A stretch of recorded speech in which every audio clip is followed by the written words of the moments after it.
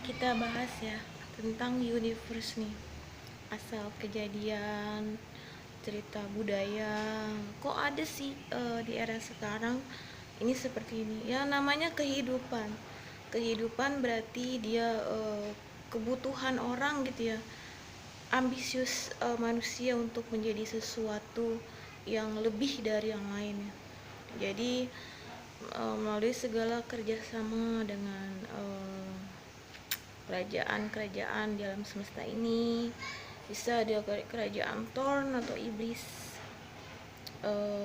Sekarang saya akan membahas bukan masalah Thorn, tapi saya akan membahas masalah curse, berarti kutukan. Jadi kenapa sih manusia bisa dikutuk jadi binatang? Itu kan kalau dalam cerita ada hikayat ya. Hikayat itu ada cerita hikayat.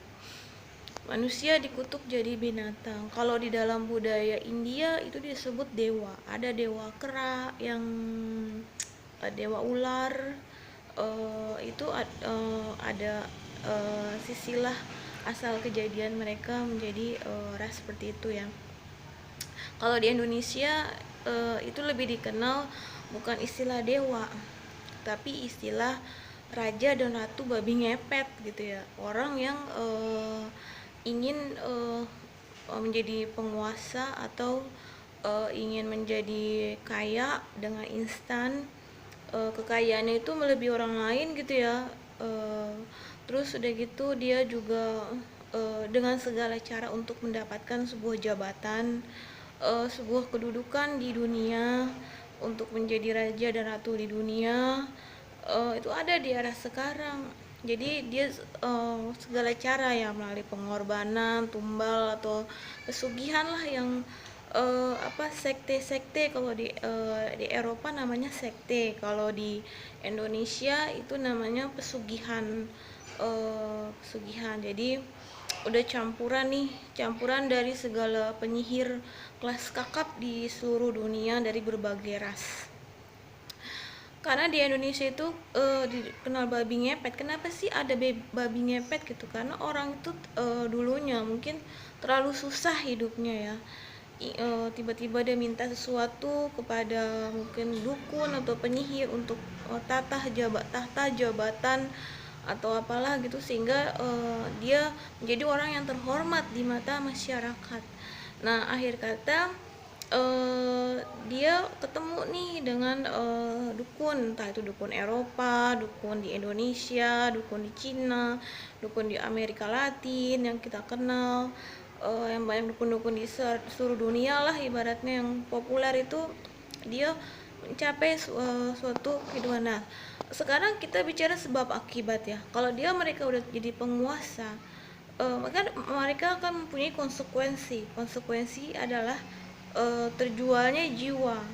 Jadi mereka jiwanya nggak mati-mati nih, nggak naik kelas berarti. Memang mereka enak nih hidupnya di dunia, tapi ketika mati mereka terus bereinkarnasi sampai berabad-abad ya, sampai beratus tahun lamanya gitu. Nah, istilahnya mereka kan udah jadi konsekuensinya mereka menjadi binatang ya, kayak putri Prince Frog, tau kan Prince Frog yang tidak jadi dia pernikahannya tidak disetujui oleh kedua orang tuanya. Akhir kata orang tuanya mengutuk dia menjadi putri kodok atau pangeran kodok, itu istilahnya hampir sama, dan mereka harus menjalani hukuman beratus tahun untuk bisa hidup kembali. Sebenarnya dulunya mereka mungkin putri raja atau dari keturunan raja pangeran ya ibaratnya, karena mereka dikutuk tidak mematuhi aturan dari adat istiadat adatnya dari setiap kerajaan, maka mereka melakukan perkawinan di luar nikah dan terjadilah kutukan itu, namanya kutukan di luar nikah, istilah gitu. Nah, sekarang kalau di sini, budaya di sini di Indonesia berarti dia istilahnya untuk mencari pesugihan, kekayaan. Oh, saya butuh jabatan nih. Makanya banyak orang yang dengan segala cara masuk, misalnya PNS dengan membayar uang atau segala cara agar dia bisa atau menjadi penyanyi lah, atau menjadi apapun yang bisa populer, terangkat nih di mata dunia, di mata negara, terangkat nih citranya, agar bisa menjadi penguasa. Nah, itu yang istilahnya babi ngepet ya.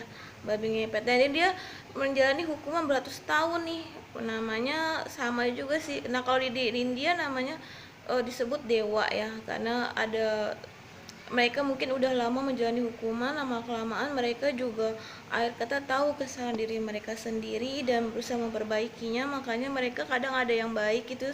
Nah yang baik itu dikatakan dewa, tapi kalau yang jahat, babi ngepet yang jahat lah ibaratnya, dia tidak introspeksi diri, mereka masih memiliki rasa dendam terhadap masa leluhur zaman dulu yang ibaratnya membuat dia menjadi kutukan tersebut. Ada kata dia membuat ulah di bumi ini ya, istilahnya kayak gitu. Jadi intinya kehidupan itu memang seperti itu ya. Jadi kehidupan yang benar gimana caranya? Kehidupan yang ibaratnya apapun kehidupan kita itu diridhoi oleh Allah Subhanahu wa taala, diketahui oleh Allah Subhanahu wa taala, dan introspeksi diri karena Allah senang manusia yang selalu bertaubat. Karena Allah tuh selalu benar, tidak pernah salah, kecuali manusia kerjanya salah mulu dan bertobat. Tapi kalau iblis tidak pernah bertobat sampai hari kiamat.